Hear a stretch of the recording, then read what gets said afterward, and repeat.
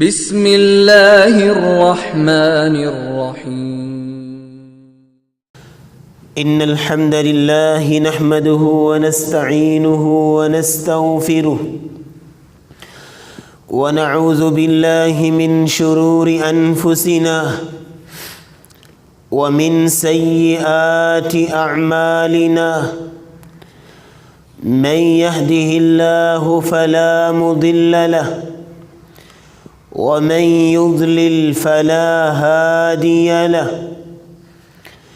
ونشهد أن لا إله إلا الله وحده لا شريك له ونشهد أن محمدًا عبده ورسوله اللهم صل على محمد وعلى آل محمد كما صليت على إبراهيم وعلى آل إبراهيم إنك حميد مجيد اللهم بارك على محمد وعلى آل محمد كما باركت على إبراهيم وعلى آل إبراهيم إنك حميد مجيد يا أيها الذين آمنوا اتقوا الله حق تقاته ولا تموتن إلا وأنتم مسلمون يا أيها الناس اتقوا ربكم الذي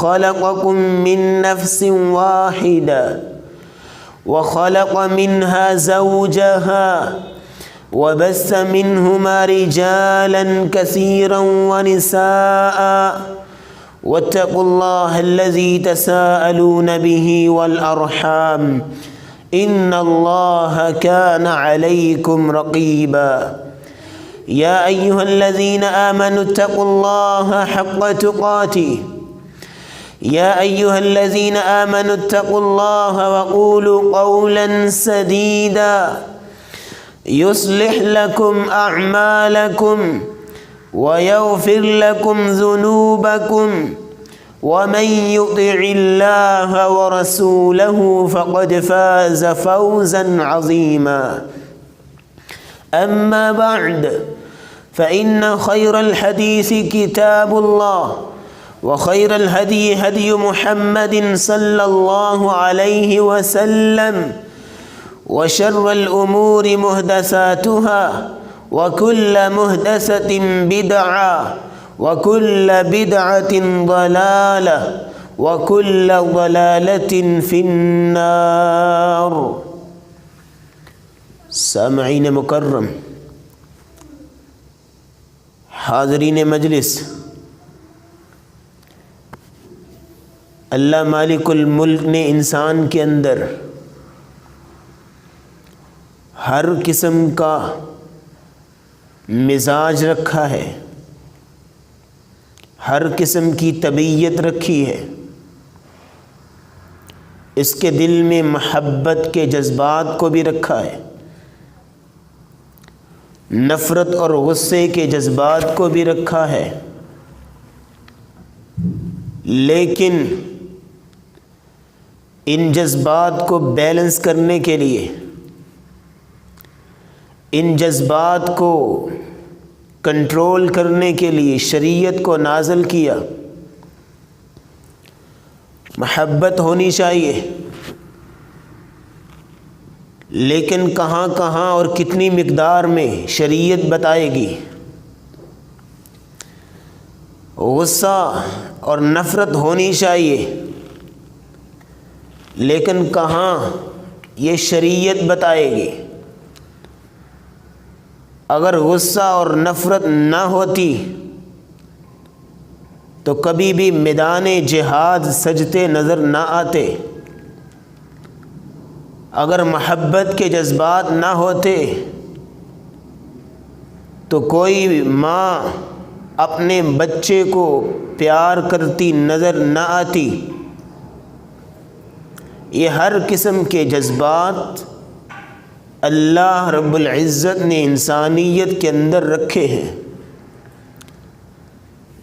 لیکن غصہ اور نفرت اپنی ذات کے لیے نہیں،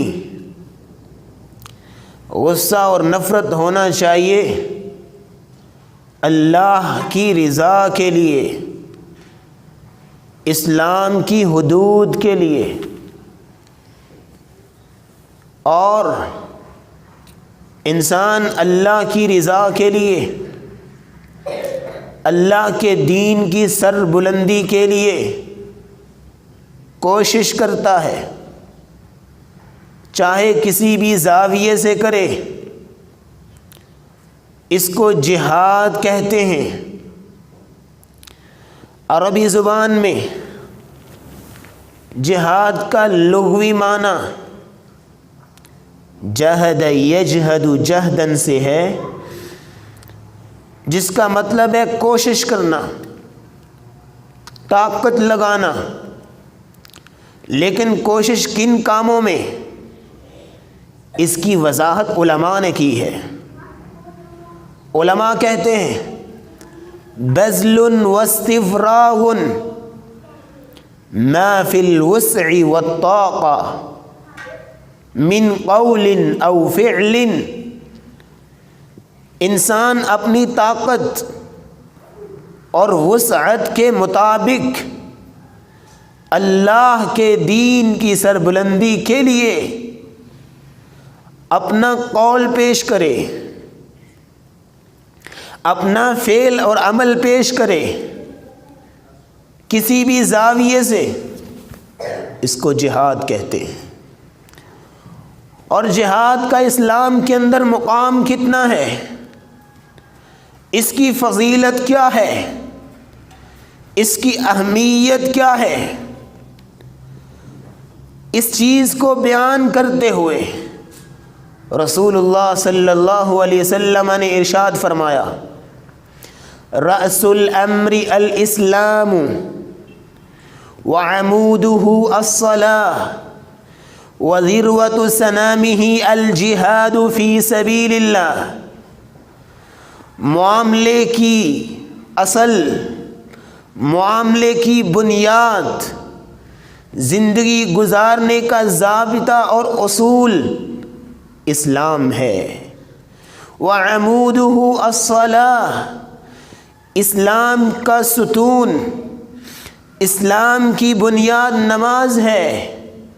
وذروۃ سنامہ الجہاد فی سبیل اللہ، اسلام کی چوٹی، اسلام کی کوہان، اسلام کی سر بلندی اگر کسی چیز میں ہے تو وہ جہاد فی سبیل اللہ کے اندر مضمر ہے۔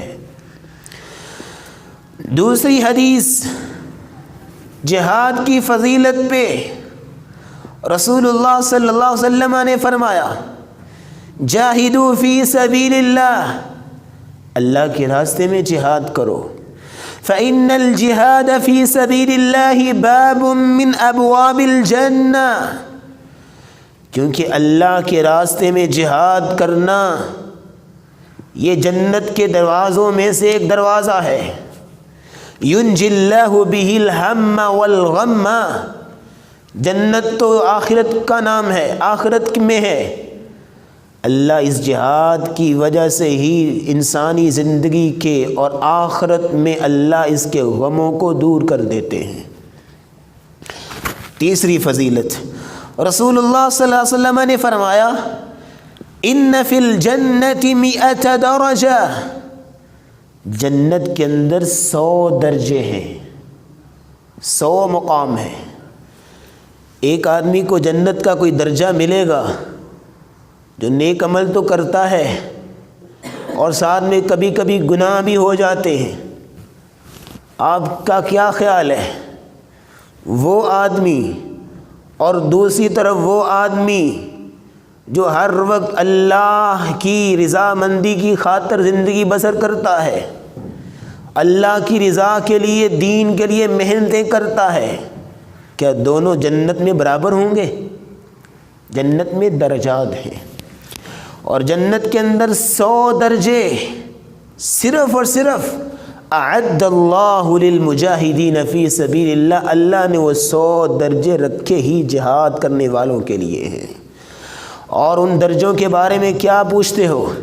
ما بین درجتین ما بین السماء والارض، ایک درجے کا دوسرے درجے تک کا فاصلہ جتنا زمین اور آسمان کے درمیان فاصلہ ہے اتنا ان دو درجوں کا فاصلہ ہے۔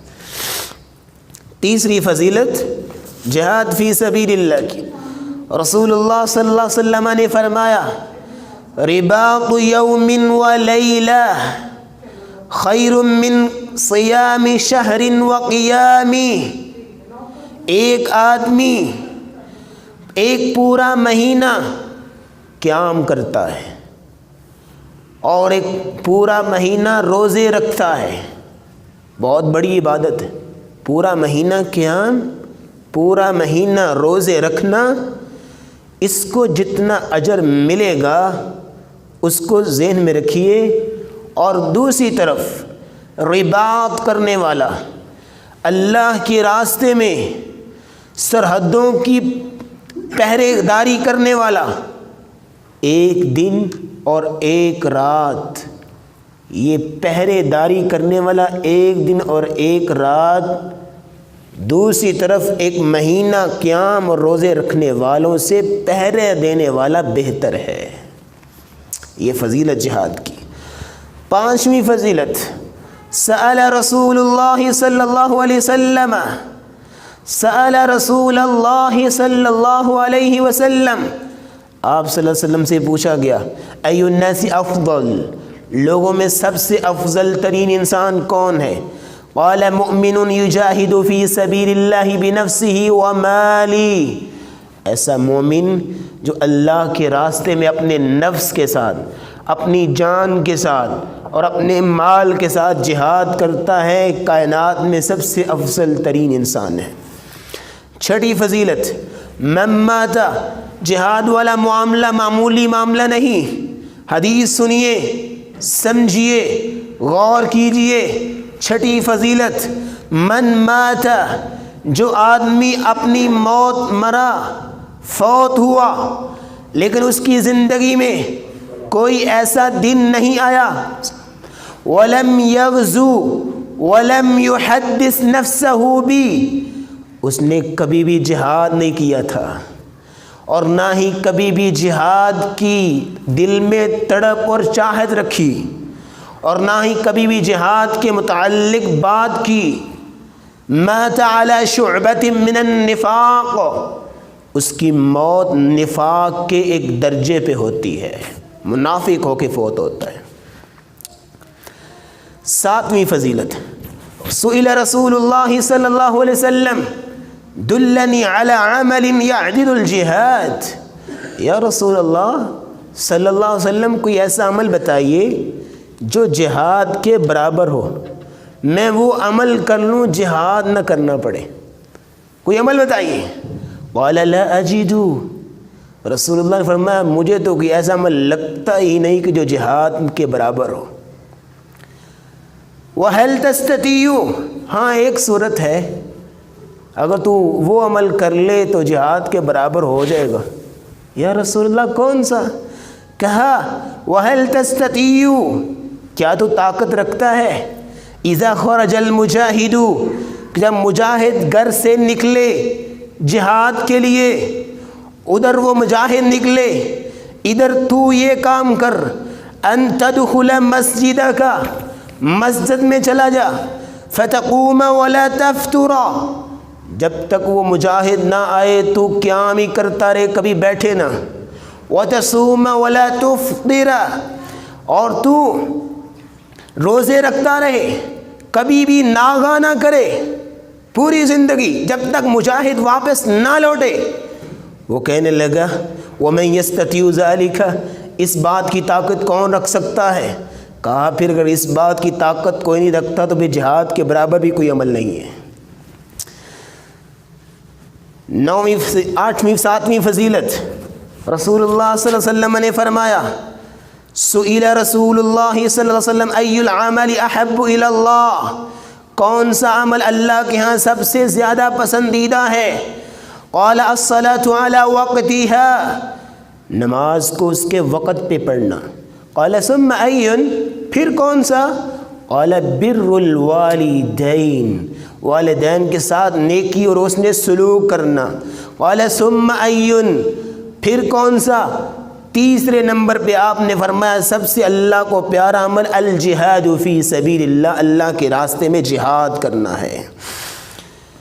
8ویں فضیلت، رسول اللہ صلی اللہ علیہ وسلم نے فرمایا اصابتان من امتی احرزہم اللہ من النار، 2 جماعتیں ایسی ہیں، 2 لشکر اور گروہ ایسے ہیں، اللہ رب العزت ان کو جہنم کی آگ سے بچا لیں گے. کون کون سا گروہ؟ عصابۃ تغزو الہند، پہلا وہ گروہ جو ہندوؤں کے ساتھ جہاد کرتا ہے، ہندوازم جس کو غزوہ ہند کہتے ہیں. غزوہ ہند کا مقصد ہندوازم کا خاتمہ، جو ہندوازم کو ختم کرنے کے لیے جہاد کرتا ہے.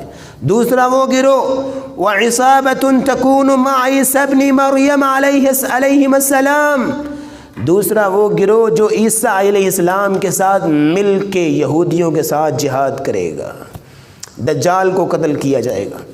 یہ 2 گروہ ایسے ہیں کہ اللہ نے ان پر جہنم کو حرام کر دیا ہے. آخری فضیلت بیان کروں گا جہاد کی. جہاد اللہ رب العزت نے اپنے بندوں کے ساتھ سودا کر لیا ہے. ان اللہ اشتری من المؤمنین من انفسهم واموالهم بان لهم الجنہ، اللہ کہتے ہیں میں نے اپنے بندوں کو جنت بیچ دی ہے. اشترا کا معنی ہوتا ہے بیچنا. اللہ نے کہتے ہیں اپنے بندوں کے ساتھ سودا ڈیل کر لی ہے، جنت بیچ دی ہے. کس کے بدلے؟ یقاتلون فی سبیل اللہ، وہ اللہ کے راستے میں جہاد کریں. فیقتلون ویقتلون، قتل کریں بھی خود بھی شہید ہوں، میرا وعدہ ہے میں ان کو جنت دوں گا.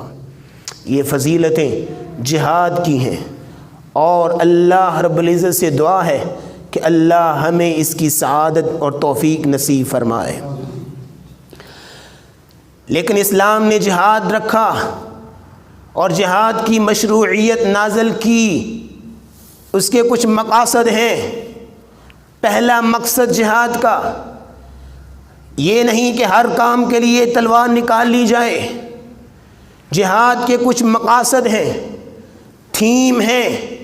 سب سے پہلا مقصد اللہ کے دین کی سربلندی کے لیے، اعلاء کلمت اللہ کے لیے. قرآن مجید میں اللہ نے فرمایا وَقَاتِلُوهُمْ حَتَّى لَا تَكُونَ فِتْنَةٌ وَيَكُونَ الدِّينُ لِلَّهِ، اس وقت تک اللہ کے راستے میں قتال کرتے رہو جب تک فتنہ ختم نہ ہو جائے. کون سا فتنہ؟ شرک و بت پرستی کا فتنہ، بدعت اور منافقت کا فتنہ. وَيَكُونَ الدِّينُ لِلَّهِ، دین صرف اللہ کا ہو جائے.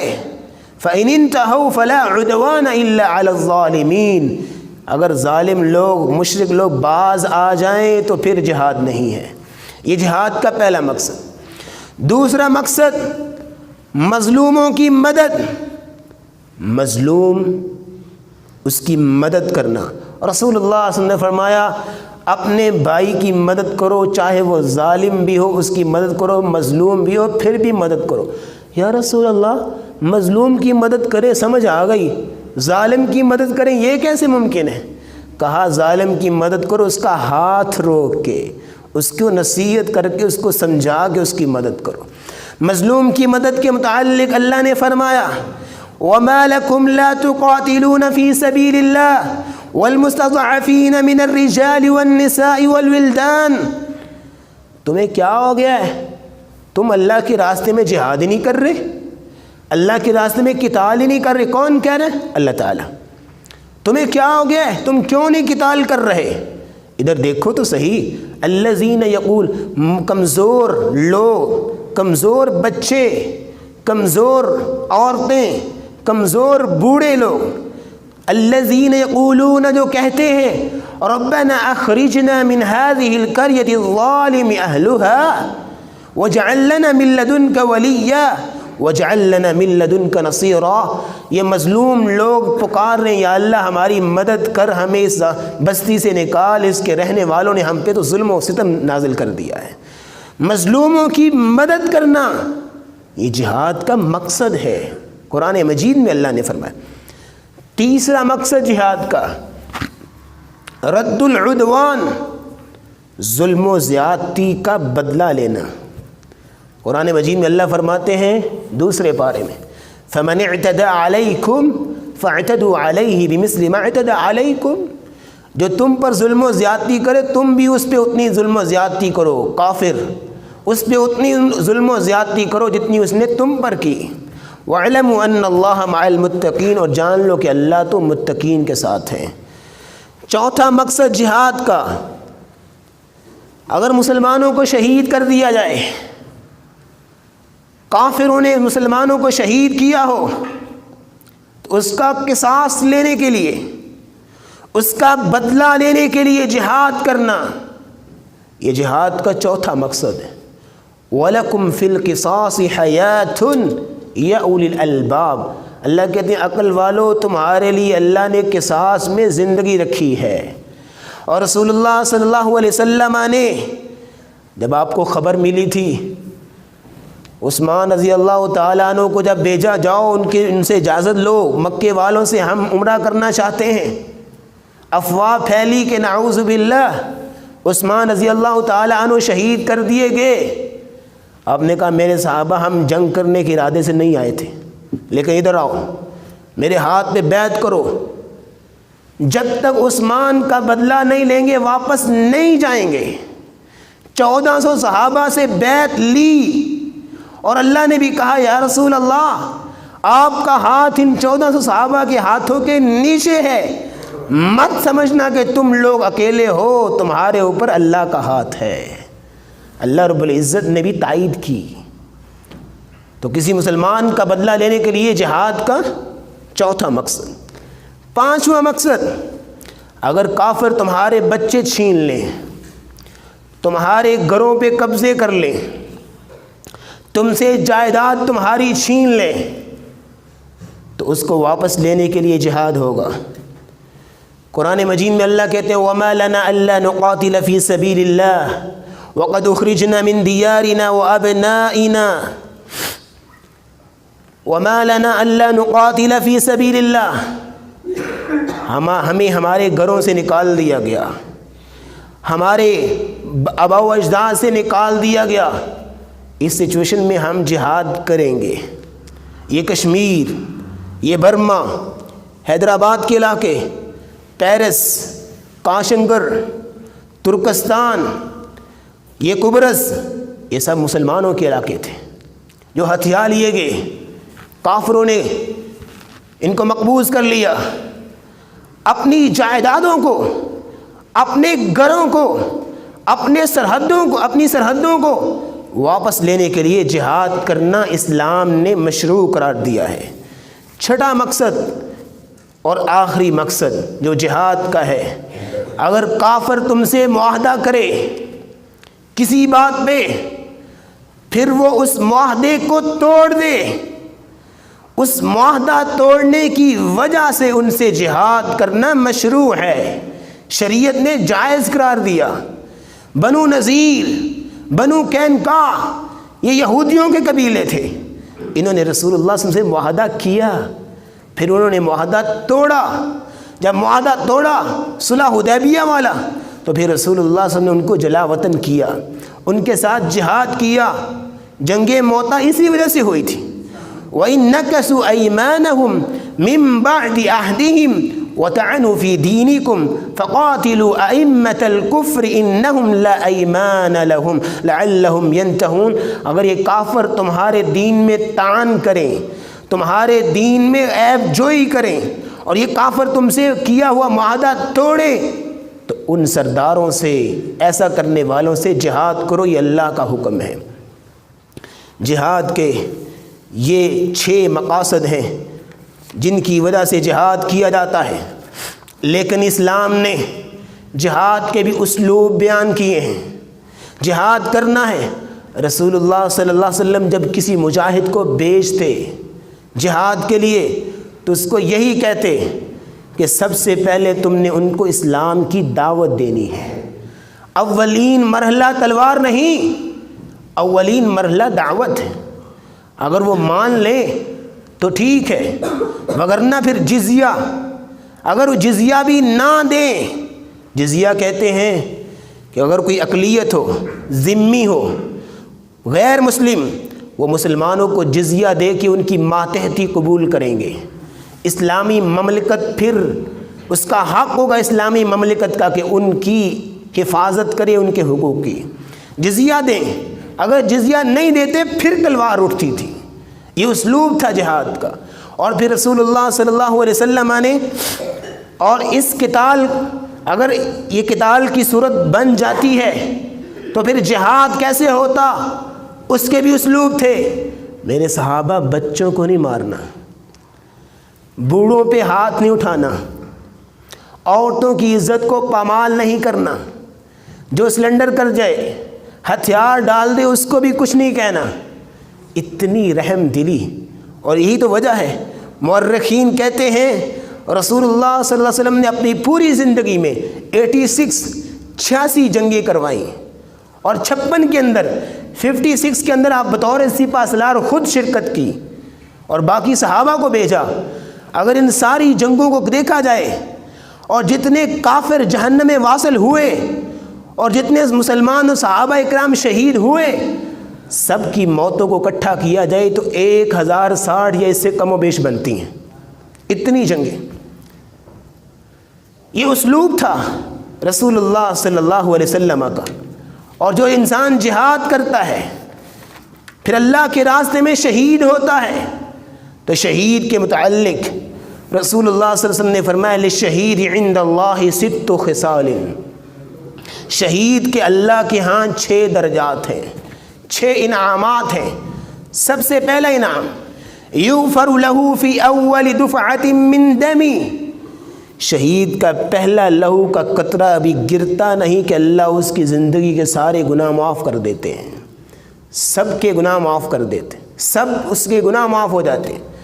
لیکن ایک بات سن کے جھٹکا لگے گا. اللہ کے رسول اللہ نے فرمایا الا الدین، سوائے قرض کے. قرض تو شہید کو بھی معاف نہیں، باقی سب معاف. دوسرا عمل، دوسرا انعام شہید کا وَيُرَى مَقْعَدُهُ فِي الْجَنَّةِ. ادھر شہید ہوتا ہے ادھر اس کو اس کا جنت میں مقام دکھا دیا جاتا ہے. تیسرا انعام وَيُجَارُ مِنْ عَذَابِ الْقَبْرِ. عذاب قبر سے بچا لیا جاتا ہے. چوتھا انعام وَيُحْفَظُ مِنَ الْفَزْعِ الْأَكْبَرِ.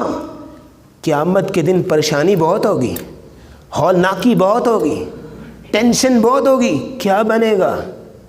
اللہ اس دن اس شہید کو اس پریشانی سے، اس غم سے نجات دلا دیں گے. پانچواں انعام وَيُحَلَّى حِلَّةَ الْإِيمَانِ. اللہ اس کو ایمان کی لذت اور ایمان کی چاشنی کا حلہ، جوڑا پہناتے ہیں. چھٹا انعام وَيُزَوَّجُ مِنَ الْحُورِ الْعِينِ. حور العین سے، حوروں سے اس کا نکاح کیا جاتا ہے. اور ساتواں ایک اور حدیث میں رسول اللہ نے فرمایا وَيُشَفَّعْ فِي 70 مِنْ أَقَارِبِهِ. اس کو اجازت دی جاتی ہے اپنے رشتہ داروں میں سے 70 لوگوں کی سفارش کر کے وہ جنت میں لے جاتا ہے. اس قدر انعام اور یہ اللہ تعالیٰ نے رکھا ہے. لیکن یہ بات جان لینی چاہیے، جہاد فرض کب ہوتا ہے؟ 3 مراحل ہیں جن مراحل میں جہاد فرض عین ہوتا ہے. فرض عین کا مطلب کہ کسی کو چھوٹ نہیں، ہر ایک کو نکلنا ہے. یہ جہاد فرض عین کب ہوتا ہے؟ 3 مراحل.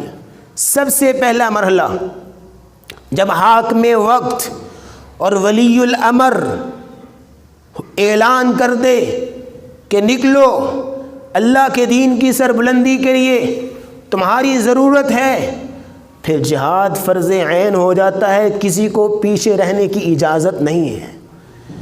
قرآن مجید میں اللہ کہتے ہیں سورۃ توبہ میں یا ایھا الذین آمنوا ما لکم اذا قیل لکم انفروا فی سبیل اللہ استثقلتم الی الارض ارضیتم بالحیاۃ الدنیا من الآخرہ فما متاع الحیاۃ الدنیا فی الآخرۃ الا قلیل۔ مومنو تمہیں کیا ہو گیا ہے؟ تمہیں ادھر جہاد کا حکم دیا جاتا ہے، تم زمین کے ساتھ چپک جاتے ہو۔ ارضیتم بالحیاۃ الدنیا من الآخرہ، آخرت کے بدلے تم دنیا کو عزیز رکھتے ہو۔ یاد کرو، جان لو، فما متاع الحیاۃ الدنیا فی الآخرۃ الا قلیل، آخرت دنیا کے مقابلے میں تو کچھ بھی نہیں ہے۔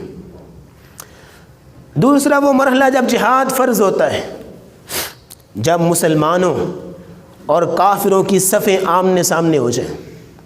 جب مسلمان اور کافر کی صف آمنے سامنے ہیں، پھر بھاگنے کی اجازت کسی کو نہیں ہے، پھر فرار کسی کو ممکن نہیں۔ قرآن مجید میں اللہ فرماتے ہیں یا ایھا الذین آمنوا اذا لقیتم الذین کفروا، اے ایمان والو جب کافروں سے تمہارا آمنا سامنا ہو، فلا تولوہم الادبار، تو پھر بھاگو نہیں۔ ومن یولہم یومئذ دبرہ، جو بزدلی دکھا کے اس دن بھاگتا ہے، فقد باء بغضب من اللہ، وہ اللہ کا غضب لے کے لوٹتا ہے، ومأواہ جہنم، اس کا ٹھکانہ جہنم ہے۔ دو صورتیں ہیں پیچھے ہٹنے کی۔ ایک صورت یہ ہے کہ آپ کوئی جنگی چال چلنا چاہتے ہیں، دوسری صورت یہ ہے کہ آپ اپنے گروہ سے ملنا چاہتے ہیں۔ ان دو صورتوں کے علاوہ پیچھے ہٹنے کی بھی اجازت نہیں ہے۔ تیسرا مرحلہ کہ جب جہاد فرض ہوتا ہے، جب مسلمانوں کی سرحدوں پہ حملہ ہو جائے، اس وقت جہاد فرض عین ہوتا ہے، ہر ایک کو نکلنا ہوتا ہے، لیکن اسلوب کے ساتھ، پلاننگ کے ساتھ، نظم و ضبط کے ساتھ۔ یا ایھا الذین آمنوا قاتلوا الذین یلونکم من الکفار ولیجدوا فیکم غلظہ واعلموا ان اللہ مع المتقین۔ اللہ رب العزت نے جہاد کا حکم دیا کافروں سے، کب؟ جب آپ کی سرحدوں پہ حملہ کر دیں۔ ان تین صورتوں کے علاوہ باقی کسی صورت میں بھی اگر کوئی جہاد کرنے کے لیے نکلتا ہے تو جو نہیں نکلے ان پر گناہ نہیں۔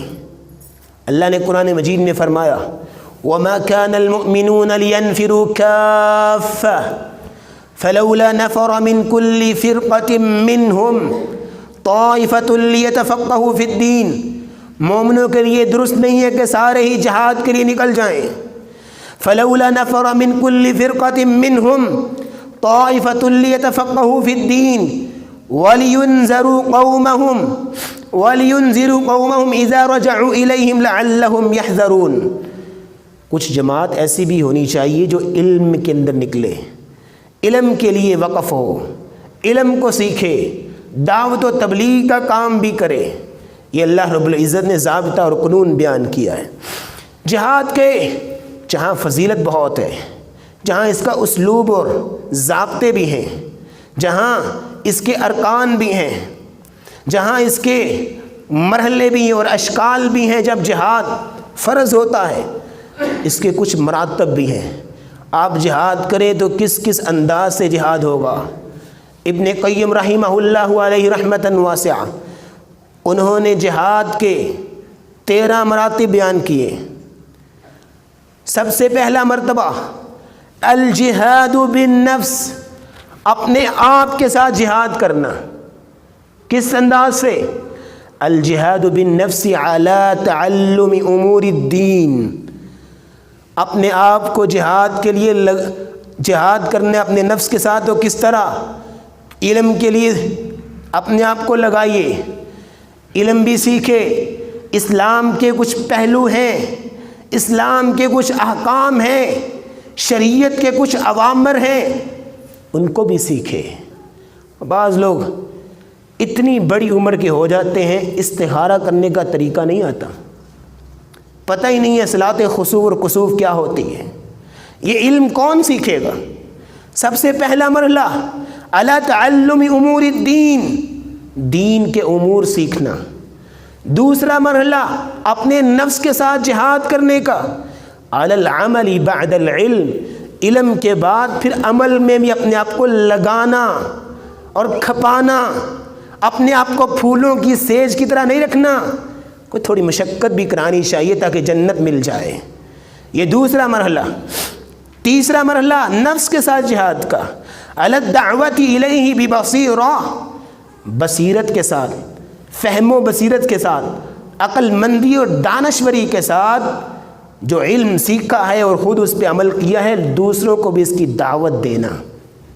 تیسرا مرحلہ علی الصبر علی مشاق الدعوۃ الی اللہ، اللہ کی طرف دعوت دینے میں جو مشقتیں اور جو مصیبتیں آتی ہیں ان کو جھیلنے اور برداشت کرنے کی بھی ہمت پیدا کرنا۔ کتنے مرحلے ہوئے جی؟ یہ 4 مراتب ہیں صرف انسان کے اپنے نفس کے ساتھ جہاد کے۔ آگے 2 مراتب ہیں شیطان کے ساتھ جہاد۔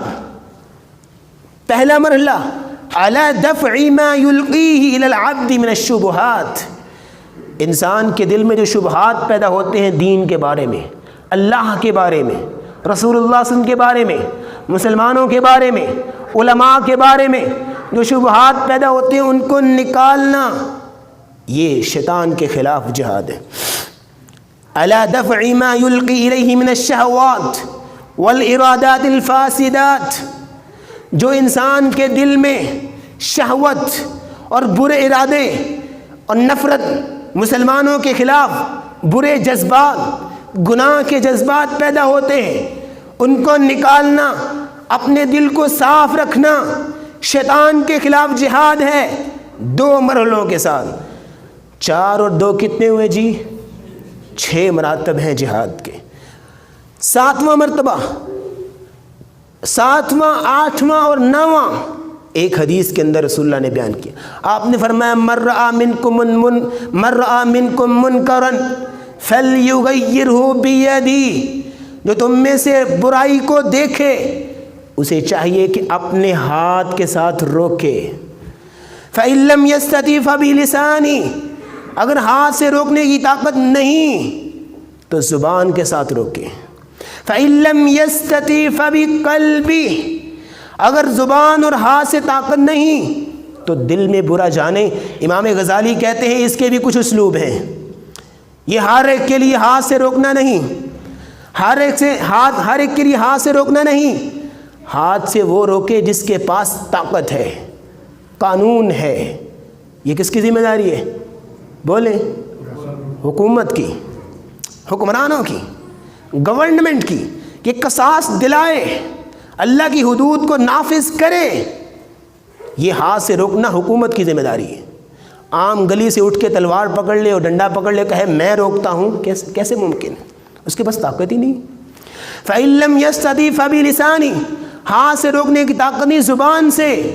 یہ کس کی ذمہ داری ہے؟ جس کے پاس علم ہے، بصیرت ہے، جس کے پاس منبر ہے کہ وہ بول کے لوگوں کو بتا سکتا ہے لوگوں یہ شریعت ہے، یہ شریعت نہیں ہے، یہ علماء کا کام ہے۔ فإن لم یستطع فبقلبہ، جو اس کی طاقت بھی نہیں رکھتا وہ دل سے۔ یہ کس کا کام ہے؟ پبلک کا، جس کے پاس نہ طاقت ہے، نہ ہاتھ سے روک سکتی ہے، نہ وہ زبان سے روک سکتی ہے، دل میں برا جانے۔ اور دل میں برا جاننے کے بڑے فائدے ہیں۔ دنیا کے کسی کونے میں برائی ہو، رسول اللہ صلی اللہ علیہ وسلم نے فرمایا ادھر کوئی مسلمان بیٹھا کہے بہت بڑا ظلم ہوا ہے، بہت بڑا ظلم ہوا ہے، رسول اللہ نے فرمایا اس کو یہ کہنے کا اتنا اجر ملتا ہے جتنا وہاں برائی کو روکنے والے کو اجر ملتا ہے۔ اور اگر دنیا کے کسی کونے میں برائی ہو اور خدا نہ خواستہ ادھر کوئی مسلمان کہہ دے کہ اچھا ہی ہوا ہے، تو رسول اللہ نے فرمایا اس کو اتنا گناہ ملے گا جتنا وہاں برائی کرنے والے کو ملے گا۔ یہ دل میں برا جاننے کی بڑی وقت۔ 6 اور 3 کتنے ہوئے جی؟ 9۔ 10واں جاہد المشرکین بانفسکم، نفس کے ساتھ جہاد کرنا مشرکوں کے ساتھ۔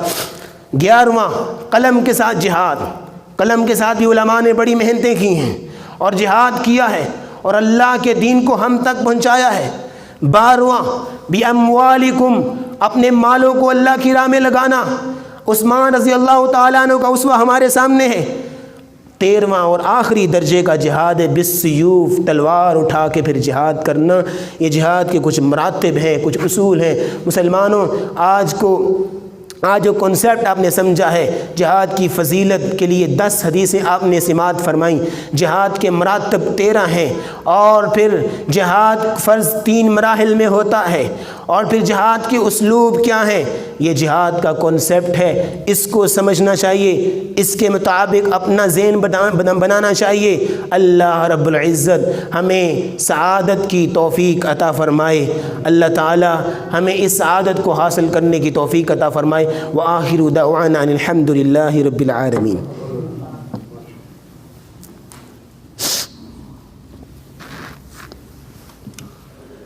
वक़्त की किल्लत के पेश नज़र बहुत से ऐसे टॉपिक थे जिन पर बात नहीं हो सकी। चंद ऐसे अमाल जो जिहाद के बराबर होते हैं, जिहाद की शराइत क्या हैं, वक़्त की किल्लत के पेश नज़र बयान नहीं कर सके। अल्लाह ताला जो बयान नहीं कर सके कभी बयान करके उन पे अमल करने की तौफ़ीक अता फ़रमाए। अल्हम्दुलिल्लाहि नहमदुहु व नस्तईनुहु व नस्तगफिरुहु व नऊज़ु बिल्लाहि मिन शुरूरि अनफुसिना व मिन सय्यिआति अअमालिना मन यहदिहिल्लाहु फला मुदिल्ल लहु व मन युद्लिल फला हादिय लहु व नशहदु अन ला इलाहा इल्लल्लाहु वहदहु ला शरीका लहु व नशहदु अन्न मुहम्मदन अब्दुहु व रसूलुहु। अल्लाहुम्मा सल्लि अला मुहम्मदिन व अला आलि मुहम्मद कमा तुहिब्बु व तर्दा। अल्लाहुम्मा इन्नका अफ़ुव्वुन करीमुन तुहिब्बुल अफ़्व फ़अफ़ु अन्ना। अल्लाहुम्मा अश्फि मरदाना व मरदल मुस्लिमीन अज़हिबिल बअस रब्बन नास वashfi अंता शाफ़ी ला शिफ़ाअ इल्ला शिफ़ाउक शिफ़ाअन ला युग़ादिरु सक़मा। अल्लाहुम्मा अश्फ़िना शिफ़ाअन कामिलन आजिला। अल्लाहुम्मा अंसुरिल इस्लाम वल मुस्लिमीन। अल्लाहुम्मा अंसुरिल इस्लाम वल मुस्लिमीन। अल्लाहुम्मा अग़फ़िर लिजमीइ मौतल मुस्लिमीन। अल्लाहुम्मा अग़फ़िर लिजमीइ मौतल मुस्लिमीन। रब्बना आतिना फ़िद दुनिया हसनतन व फ़िल आखिरति हसना व क़िना अज़ाबन नार। रब्बना ज़लमना अनफुसना व इन लम तग़फ़िर लना व तरहमना लनकूनन्न मिनल ख़ासिरीन। अल्लाहुम्मा अक्फ़िना बिहलालिका अन हरामिक व अग़निना बिफ़ज़लिका अम्मन सिवाक या ज़ल जूदि वल मन्नि वल करम या ज़ल जलालि वल इकराम। रब्बना तक़ब्बल मिन्ना इन्नका अंतस समीउल अलीम व तुब अलैना इन्नका अंतत तव्वाबुर रहीम। व सल्लल्लाहु तआला अला रसूलिही खैरि खल्क़िही मुहम्मद व अला आलिहि व सहबिही अजमईन बिरहमतिका या अरहमर राहिमीन।